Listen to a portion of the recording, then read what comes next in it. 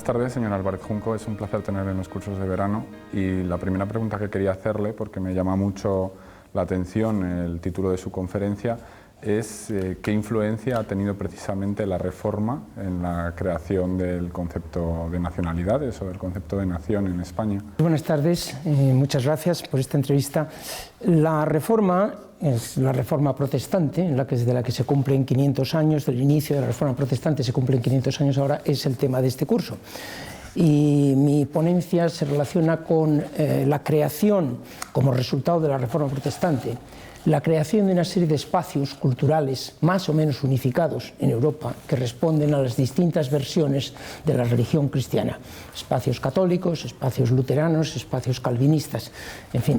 Y cómo eso hace que al final de la guerra de religión, después de la paz de Westfalia, después de que se establece el principio de que cada país, cada grupo humano va a tener la religión de su príncipe, pues hay una especie de matrimonio, simbiosis entre Estado y cultura. Y eso es un avance hacia lo que en el futuro van a ser las naciones, los Estados-nación. En definitiva, un Estado-nación es un espacio regido por una estructura administrativa que llamamos Estado, político-administrativa, y que comparte una misma cultura, en términos lingüísticos, en términos religiosos, en términos, en fin, diversos según los países. Y en el caso de España, la cuestión de la reforma o la cuestión de la división, ¿no?, de diferentes ideas sobre el cristianismo, ¿tiene alguna incidencia o precisamente el que no llegue a tener?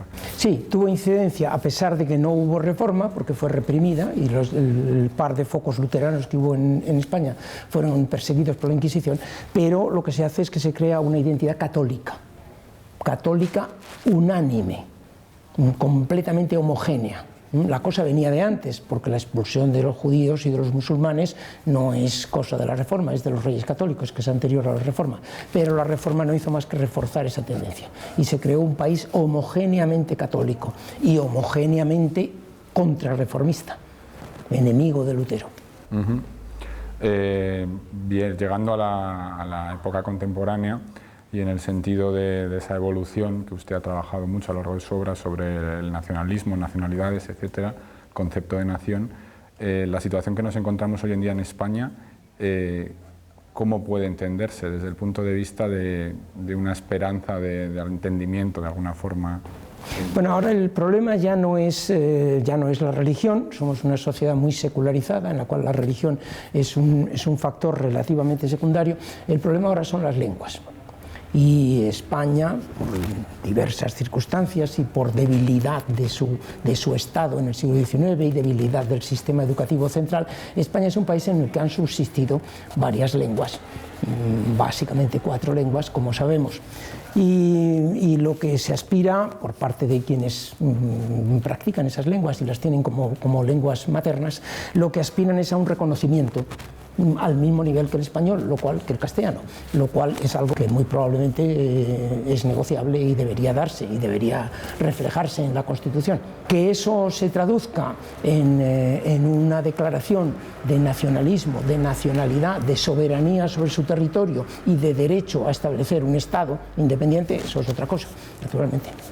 ¿Usted está de acuerdo en ese sentido con el concepto que se barajaba, bueno, no recientemente, pero que ya se había barajado en el pasado, de nación de naciones, en ese sentido? Bueno, nación de naciones es una cosa complicada desde el punto de vista teórico. Una nación tiende a ser homogénea, es decir, es bastante difícil que una nación tenga varias naciones dentro. Pero vamos, como fórmula política, a pesar de que sea un poquito contradictoria en sí misma, quizás sería una fórmula para resolver la situación. Cambiando radicalmente de tema, hoy en día en el mundo y en Europa y también en España hay una cierta polaridad entre enfoques que tienden hacia una especie de intensificación de la integración europea, globalización, etcétera, y la vuelta a un cierto proteccionismo asociado a veces a una idea de populismo. Y en ese sentido, usted, desde su perspectiva, no le pido tanto una especie de vaticinio futuro, pero sí una cierta valoración de qué puede ocurrir, ¿no? Pues no se sabe, pero es cierto que en el mundo hay ahora mismo una división entre unas tendencias integradoras que intentan superar el Estado-nación y en las cuales naturalmente la Unión Europea es el ejemplo por excelencia. La Unión Europea es el proyecto más utópico, más generoso y más interesante que ha existido en la historia de la humanidad en los últimos siglos, sin duda alguna, y yo soy muy europeísta y muy partidario de este proyecto. Y la reacción contra esto. La reacción contra esto, que significa nacionalismos, fomentar los viejos nacionalismos o intentar incluso crear nuevos estados independientes que se basen en el principio del Estado-Nación, como sería el caso de los independentistas catalanes. Yo creo que este segundo proyecto agrupa fundamentalmente a los que más temen a la globalización, a los que más temen a la apertura, más temen a la multiculturalidad, que más temen a la inmigración, a las inmigraciones masivas, y que espero que no sean esos los que triunfen, aunque hoy, por ejemplo, en la presidencia de los Estados Unidos sea un ejemplar de ese estilo el que ha triunfado. Y en ese sentido, yo le pediría, dentro de la ambigüedad a veces mediática que existe en torno al término, algo así como una especie de definición de lo que es populismo en términos más académicos. Bueno, eso es complicado, hay muchas maneras de definir el populismo, no hay un acuerdo académico sobre eso, pero en fin, el populismo tiene algo que ver con lo que hemos estado diciendo, porque es el nacionalismo. El populismo tiene un componente nacionalista. El populismo es un fenómeno político que consta básicamente de tres cosas. Una, la principal, un discurso basado en una dicotomía radical entre el pueblo y el antipueblo. El pueblo es el polo positivo, el pueblo sabe instintivamente cuál es la verdad política, el pueblo quiere lo bueno para sí mismo, no se parte de la base de que el pueblo sea ignorante ni que pueda equivocarse, no, el pueblo tiene razón, y el antipueblo, que pueden ser los inmigrantes, pueden ser los judíos, una minoría cultural, pueden ser los homosexuales, pueden ser los extranjeros, puede ser la oligarquía, en fin, el antipueblo, puede ser la casta política del 78, ¿no? El antipueblo, esos son los culpables de todos los males. Es una simplificación que, sin embargo, atrae a mucha gente. Ese es el principal elemento del populismo. Hay otras dos cosas más, ya digo, la segunda sería una movilización extrainstitucional. El populismo tiende a sacar a la gente a las calles, al pueblo, a la calle, y a presionar desde los espacios públicos. Y una tercera, que es el liderazgo. El populismo tiende a tener a un líder carismático, que por un lado es el pueblo, representa al pueblo, y por otro lado es un tipo extraordinario, que tiene poderes poco menos que suprahumanos.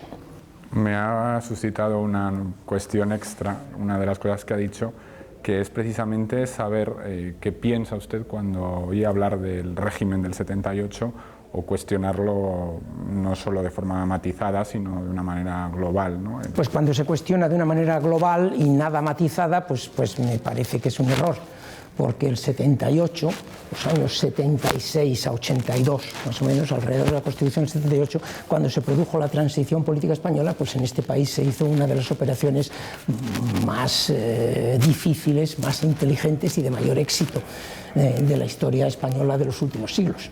Porque salir de una dictadura, salir de una guerra civil y conseguir, sin que se derramara apenas sangre, conseguir pasar a una situación de democracia, una democracia estabilizada, a un régimen descentralizado, con participación política de la gente, etc., pues es una operación de bastante éxito. Que se hizo con límites, naturalmente, que hubo que hacer pactos y que hubo que, por ejemplo, no depurar a ciertos cuerpos policiales o judiciales tal que habían apoyado a la dictadura. Hubo que hacer eso, claro que sí. En cualquier operación de este tipo hay que hacer concesiones, pero basarse en esas concesiones para deslegitimar toda la operación, pues me parece un error. Ahora ya sí, para terminar, le quería preguntar, estamos en los cursos de verano de la Complutense, usted estudió en la Complutense, ha sido profesor muchísimos años en la Complutense, ¿qué siente al oír hablar de la Universidad Complutense? Siento muchas cosas, es muy difícil, eso requeriría unas horas para contestar. Siento que podría ser mejor de lo que es. Siento que se están haciendo esfuerzos por mejorar cosas, pero que es una pena que ninguna universidad española, incluida por supuesto la Complutense, esté entre las 100 o 150 mejores del mundo. Creo que las maneras de crear una universidad excelente pues están inventadas, seguir los métodos que siguen las mejores universidades del mundo, que son norteamericanas en general, pero que hay algunas también en Europa, como Oxford, Cambridge, como el Instituto de Florencia, que habría que seguir ese tipo de normas, pero que eso es muy difícil por la cultura académica heredada, que es muy antigua. Mi sensación en la Universidad Complutense, cuando he estado en los últimos cursos que yo he dado y lo que oigo contar a mis compañeros ahora, es que está mejorando bastante el nivel, sobre todo entre los estudiantes. Se está internacionalizando bastante la universidad y me alegro mucho de eso.